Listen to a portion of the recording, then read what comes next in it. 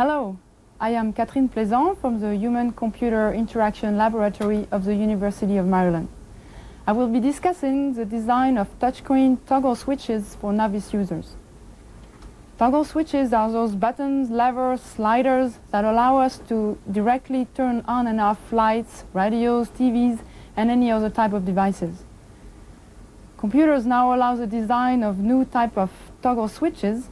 However, there are still many inadequate designs that can be found in existing systems.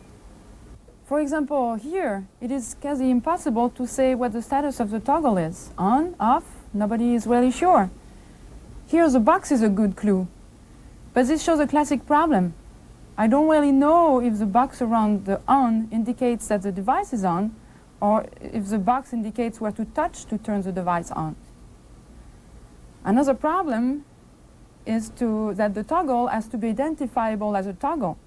Is this just a label, or is it a toggle? If I touch quit, I'll probably quit. So if I touch on, the device might turn on. Or is it already on? Those are the type of problems encountered by novice or first-time users, and we wish to address those problems in our designs. We implemented 6 types of toggles, ran a usability test, and refined some of the toggles according to the result of the test.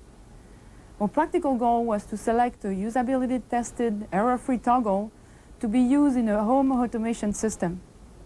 This work was conducted with Custom Command Systems, a small Maryland company who design and install home automation system which integrate entertainment, security, lighting, climate control, etc. in affluent homes and offices.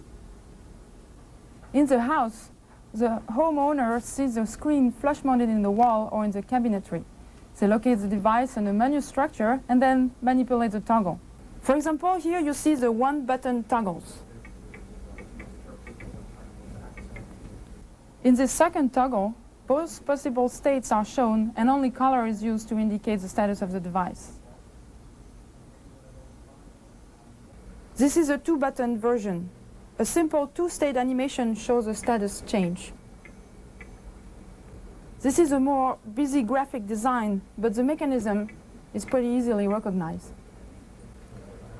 In the very similar rocker version, the motion fits well with the finger's gesture. With the slider toggle, the slider has to move from one side to the other. Same principle for the lever toggle. Having to use a sliding gesture makes the toggle slightly more difficult to use, but greatly reduce the chances of advertently switch the toggle.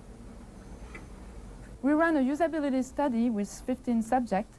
They were given representative tasks, and error rate and user satisfaction data were collected. The results showed that no error were made while reading the state of the toggle. A fairly consistent ordering was found. For example, here the subjective preference index shows the ordering 1-button, rocker, 2-button, words, slider, and lever. The 1-button and rocker were significantly preferred over the slider and lever. Nevertheless, we observed some important individual differences.